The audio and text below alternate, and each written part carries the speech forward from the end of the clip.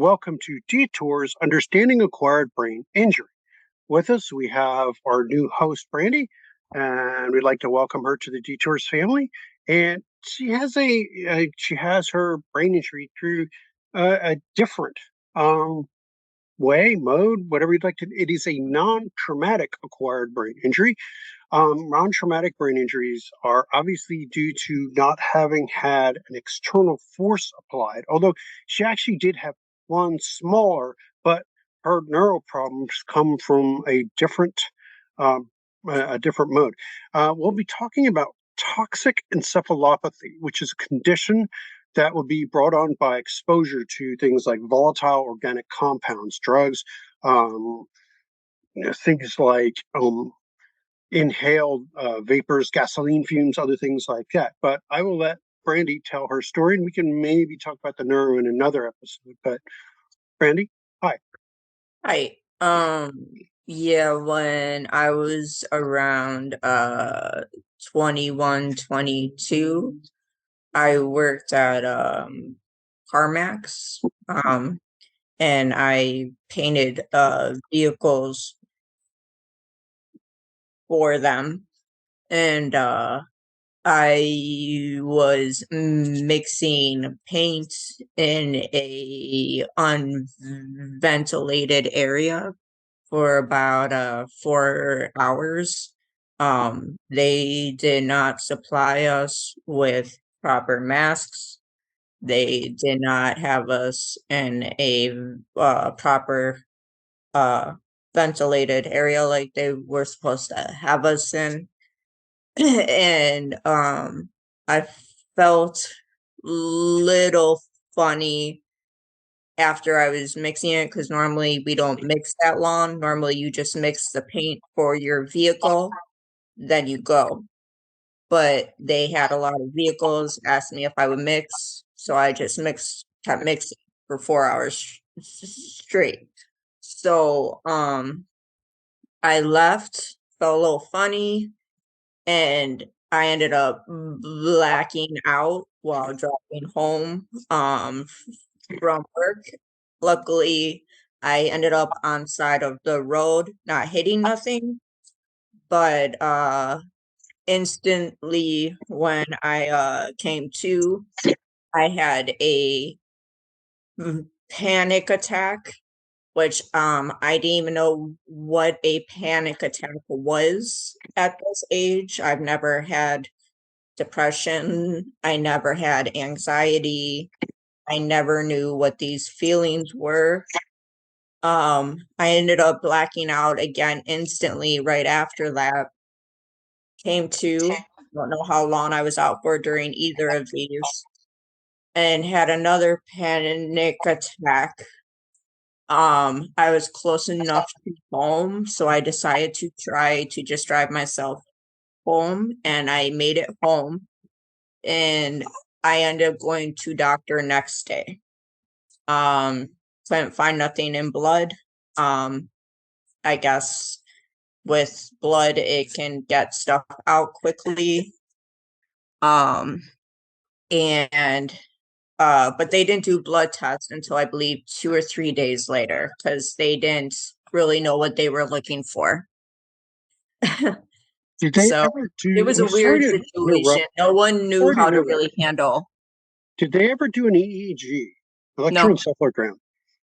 they didn't do nothing. Because did you feel extremely tired, like really, really exhausted after that? Uh, yes, I grew very fatigued, developed Like extreme. right away after you had those what you're called panic attacks, you feel Oh like yes, super tired right after them. yes. I had gone to Target with my girlfriend at time, Hmm. and as soon as we walked into doors, it was instant panic attack again for me. And I told her, I was like, I have to go home. And I don't sleep, right?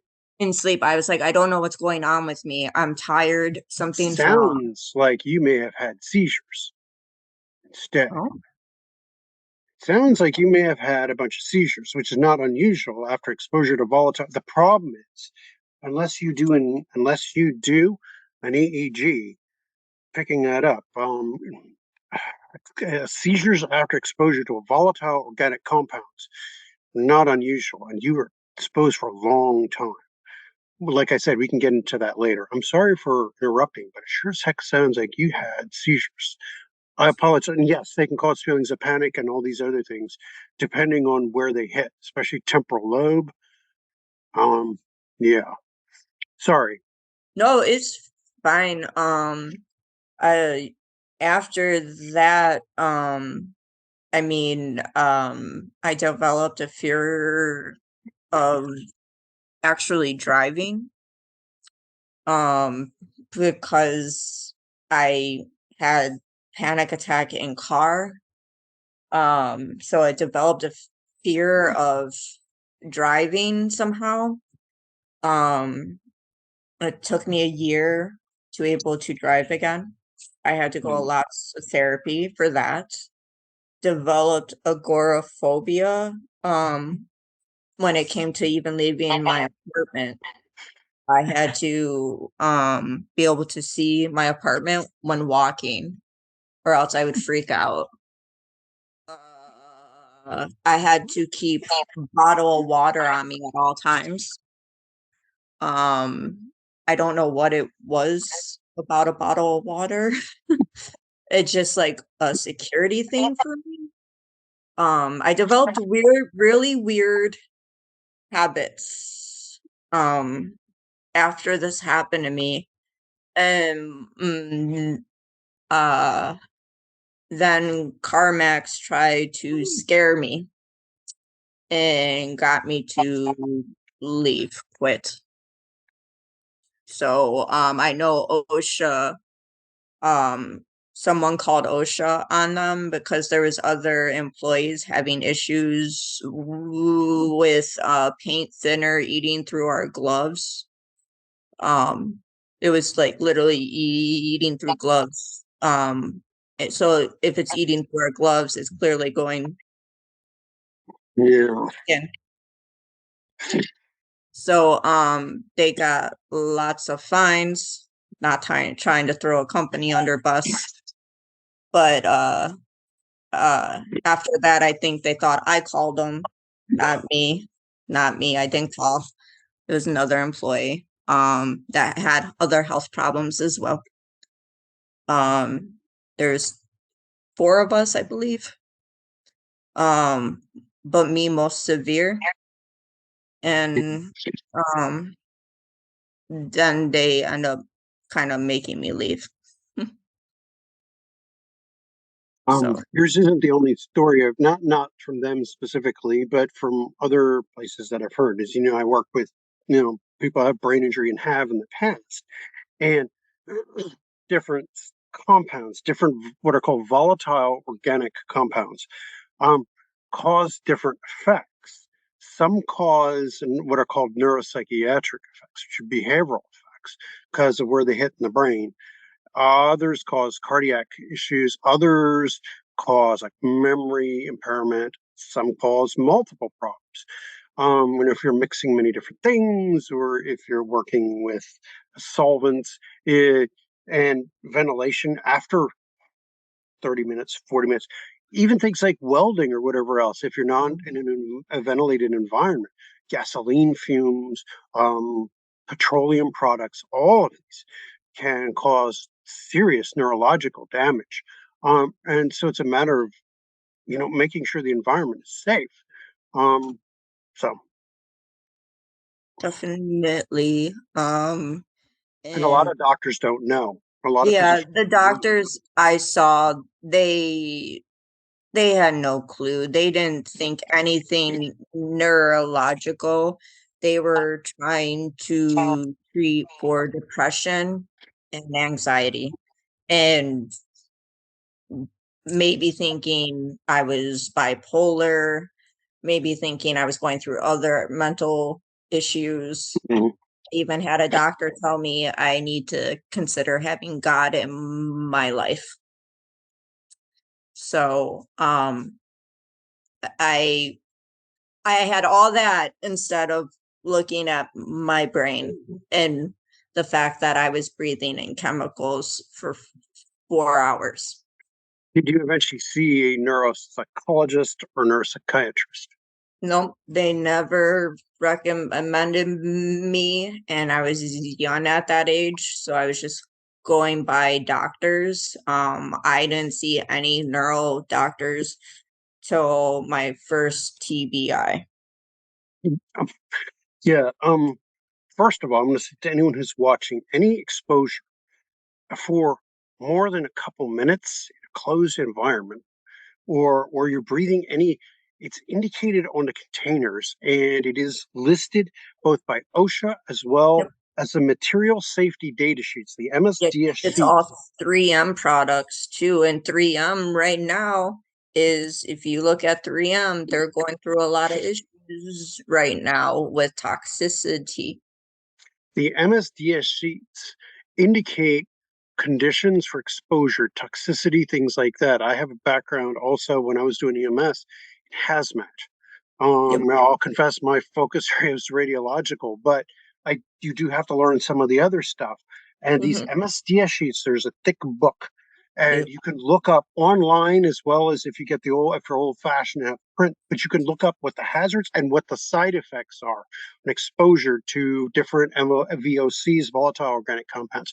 And many of them have neurological and psychiatric side effects because they change certain areas in the brain, the deeper areas. If you remember, we talked about the thalamus and the anterior aspects of the cingulate cortex and the frontal lobe. Please, if you're exposed, make sure you find the right neurologist. Make sure you find a good neuropsychologist for assessment testing, which is the best mode. It does not show up on CT and MRI scanning. Damage from this typically is microscopic. See my video on where I talk about problems with CT and MRI scanning. Even a T1, T2 image made on an MRI, DTI, diffusion tensor imaging, will show white matter changes. But again, it's only sometimes and to a limited degree covered by insurance. Be insistent. Yeah, for Sorry. sure. No, I agree because, like I said, I was early 20s. I didn't have knowledge or support to help back me up um in that. I was basically on own. You need to be a neuroscientist to know these things. Even the docs do. So if you're, I wouldn't expect a 20-year-old to know these things unless it's their field. And if the Yeah, docs don't know this, how the heck would you know? Even a PCP certainly wouldn't know that, yeah, and most neurologists don't, unless you're a specialist in neuro. In that in brain injury medicine, you're just not going to. So you have to just know that's the whole point why we're doing these things here, is to help spread the knowledge. It's not to be critical. Uh, Regular docs, PCPs, and trained neurologists, physiatrists, psychiatrists, the typical doctors you go to, they have a lot they have to know. But the thing yeah, is, then, if you know you've got specific symptoms and you need to find a brain injury medicine physician, you got to look for them. Big universities usually have these. Find a neuropsychologist who's a specialist in how the brain and behavior interact. Look for one of those. If you think you've got an exposure, any physical cause for behavioral changes, and yes, that's the whole point of these channels, is go find a neuropsychologist. yeah. I'm Don't actually let them bullshit you or switching. push you around. Yeah, I'm switching my regular psychologist to neuropsychologist Good. because no one had mentioned that to me, like my regular doctor or my neurologist. And I was like, I feel like someone skipped a step here. And my neurologist or my psychiatrist said that she feels like she's not able to help, and she suggested. It is a very highly specialized discipline. What they are is it's what I was studying for my doctorate and before I bashed my brains in. It is a highly specialized discipline within. They're neuroscientists that use the techniques of psychology, statistical analysis, and things like that in order to learn more about how the brain works. Yes. But they're neuroscientists, is what they are. But they apply the mathematical techniques of psychology and experimental psychology. But they're neuroscientists who use they don't do counseling, they don't do a lot of the warm fuzzy stuff. Usually, they do have some training in clinical psych, but counseling is really not their thing. They do cognitive rehab. They coordinate cognitive rehab programs. You usually find them at a rehab, but they study the brain and they usually can explain why something is the way it is. They'll do a diagnosis, and some will do some of the talking therapies, but most do analysis and like will say, okay, this is what is wrong and this is why you're having these problems. Kind of like we do here on this channel That's a lot. what I need. Yeah, it's like what we do here, and kind of like Yeah, what I'm doing with you. you're like that. Yeah, well, I was almost done. Most Yeah. of what I'm saying is like I know how to administer a lot of the tests and things. I'm just not allowed to. But I could tell you neurologically why. I can explain, and I'm trying to teach some of the fundamental principles of neuropsychology and neurology here to help people understand why. And yes, there's an explanation for why. And don't let people try to tell you, oh, well, it's not real, it's in your head, it's fake, whatever. No, especially if something like this. And Brandy, you need to know strongly. It's you were exposed for a long time to compounds that that kill neurons outright and it destroy them in the right areas. It causes behavioral changes, it causes panic, causes anxiety, causes changes, and then the stress on top of that of not receiving the support you need adds another layer. And I understand you had some other problems as well. You had other exposures, an accident, and like mold exposure too, which also, by the way, certain types of black mold are also neurotoxic. Yeah, I have black mold exposure apartment. I had the ceiling caved in. I was renting, and it was all black mold that came down. Whoa, that is Yes. the double exposure. And that Double. was about within a year period of the first exposure. So you're already vulnerable from the damage, and then Mhm, you add more, which mhm, to a person who's not medically compromised increases. mhm. And then you said a car accident too earlier? No, I was at karaoke bar, about 5 years ago, and I set drink on table to go karaoke, and must have been roofied because only one drink, and GHB? I'm not sure. I was GHB is a major neurotoxin, I would like to I add. was walking to the car with my friend, and she said I just stop in the middle of the sidewalk and just fall backwards. And Okay, so that's trauma on top of I smacked my head on sidewalk. Um, Major concussion from that. Uh, and no brain bleeds though, it. but major Well, concussion. Um, And then my last TBI, January 28th to this year, last year. yeah. um, I blacked out in my bathroom and fell and fractured the back of my skull. And Mhm, I literally fell on the same part of head that I mhm. fell on sidewalk. Did And you have any damage to the left, specifically to the left side of your head? Up like here. sorry, hold on. I'm so sorry. Hold on. That's okay.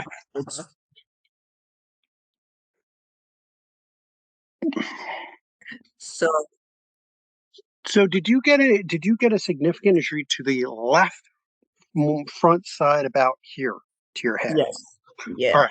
There's a reason I'm asking.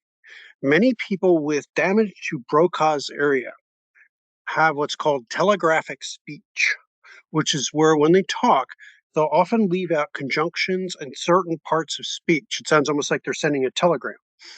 And that is because they have to learn speech on the other side of their brain. And they can do it, but they leave out certain parts of speech. And this is called telegraphic speech. And it is a symptom damage to that area of the brain called Broca's area. Dr. Broca, who back in the 1860s had a patient called Tom. And I did mention him in the past.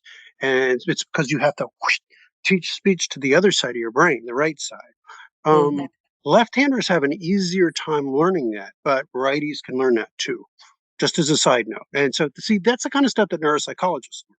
And so, how they can diagnose stuff and they go, I wonder if this person has injury to the left frontal. So, that probably means they have dysexecutive problems too. So, they probably have trouble with planning, attention, learning, stuff like that. That's the kind of stuff that you learn when you study my field that I was studying for. And you can Okay. make a quick diagnosis like that just by like watching, listening, learning. Yeah. Yeah. I notice I take words out. Right. And there's nothing wrong with that. All it says is that you've switched which side you control the motor functions for your speech. That's all. But Yeah. it's diagnostic to a neuropsychologist. Mm, And it I tells me some things. I see. But this is stuff that your regular PCP wouldn't know, Yeah. that a psychiatrist wouldn't know, or regular neurologist probably wouldn't know. This is, but a neuropsychologist, a neuroscientist who studies these things Yeah. is not notices. And heck, it's people in my field of study. But I was like, I wonder. Yeah, But because my it, last TBI was really bad. I hit the mhm, same part of head, mhm, but I actually fractured my skull right, inward and bleeding in the back of commentator fracture. head and bleeding left frontal lobe all right here Mhm. and in center of brain where spinal cord and brain connect. Ooh, That's where I bleed. I still bleed there in that area, and I bleed here still. were you unconscious for an extended period from that one? I was, but I don't know how long because that one was I was alone at home and my dog was jumping on my chest and mm, barking and like to wake me up. Um, he's the one that got So me awake. They said if he wasn't there, that I probably wouldn't. remarkable. So probably a slow subarachnoid bleed. Anyway, so I'm going to add a few images, which not Brandy's, but others to. There are different kinds of bleeds, and some happen very slowly. One of them is subarachnoid bleed, and people after a traumatic brain injury have sometimes or often not just traumatic, but the kind we were talking about, encephalopathy, and so they have more space because they lose brain tissue and the brain shrinks a bit. And so they're more prone to get bleeding after a number of traumatic and acquired brain injuries. You get some shrinkage. And so you're more prone for bleeding after something that would be for a person without brain injury would be more likely to have bleeding. And so you're at higher risk afterwards. And this is why after your first brain injury, your chances are like triple for having another one. After your next one, your chances are like 8. After your next one, it's like 37 times more likely. And after that one, your chance like 500 that you'll have another one. And it just becomes so after your first traumatic brain injury, your chances just skyrocket exponentially that you'll have more. It's just the way it is, unfortunately for us. I mean, I've had, I don't know how many, a bunch. Well, it's like a week ago, I almost blacked out in my bathroom again. Could have had one right there. Yeah, it's possible. I mean, everyone who's in the club is in the club. If you're in the brain injury club, unfortunately, Brandy, this is not a club you want to join, but welcome. Yeah, thank So, what you. do you do to cope and survive now? I get very fatigued after about 3 hours of walking. That's about all I can do walking wise. Because left hip hurts pretty bad. Mm. So I do try to do the 3 hour walk. Okay, Um, good. for you know, up here. Yeah, Um, and then love to draw. I'm Drawing. very well. Thank you very much. You're quite the talented artist. Thank you, thank you. I love to draw. It's always been a passion of mine. My actual last TBI, I couldn't write after it, but I was able to draw perfect, which they thought was pretty awesome. Like I said, I've looked at some of the stuff. It's wow, it's incredible stuff. We're glad to have you because I think all of us put together maybe a straight line or a circle. Now there's some people here with talent. Brent, it's like Kim would be mad at me because she's quite good at. So is Colleen, but the rest of us maybe. Well, actually, Kate's not bad either. Kate's pretty good, but other than like three or four who are good, it's like you were like like phenomenal. So I've seen some of the stuff. And so it's like, yeah, well, I couldn't draw my way out of a paper bag. And I'm sure a lot of others of us would admit the same thing. But it's like Yeah. my mouth works and I still remember stuff from my neuro days. But so how do you cope, in other ways, how do you help in other ways, productive? I mean, this is a way that's awesome and we're grateful to have you. That's beautiful. Oh, my animals. I got Yeah, four fur babies, two dogs, two cats. Um, and then friends. You know, um, I live in Florida. I'm near nobody's uh perfect. sorry. But I'm originally from Chicago. Ah, Got well, rap, got rap. much better, much better. But obviously can't do rides, but I got theme park passes. So I Harry Potter fan. So How, which house? I'm Gryffindor. What are you? What are Well, you? depends on when I take it. Sometimes I'm Slytherin, sometimes I'm Ravenclaw. I was gonna So say I'm kind Raven. of between the two. Ravenclaw or Slytherin, depends. So a little bit of both. I would more often I'm Ravenclaw, but occasionally Slytherin, which I can see traits of both in myself. But you know, not all Slytherins are bad, and not all Ravenclaws are that smart. But you know But what? It's like I can respect I can respect the Hufflepuffs and the Gryffindors. my My dog, my my my, my wife is what are you, babe? Hufflepuff? Hufflepuff. my dog is named Dobby. Oh, that's cute. Yeah. Can't can't Um, can't none of that elf magic that'll fix the problems. Huh? They can't cook for you. no, he doesn't do anything for me except, Oh, well, really? he saved my life. He saved my life. I Okay, mean, well, that's hey, good enough. I mean, so Dobby was usually making a he's mess at good the out. end. Okay, well, But and then I joined this to you help, joined us. yeah, Yes. the FBI to Detours group here. Yep. And, active. hopefully the overarching company, Friends of Brain Injury, will be able to help people too. So, yeah. So what are you going to talk about? What do you feel will be, your future topics that you wish to discuss? Um I I I would really like people to have more knowledge of what they should like to know when they're at the hospital.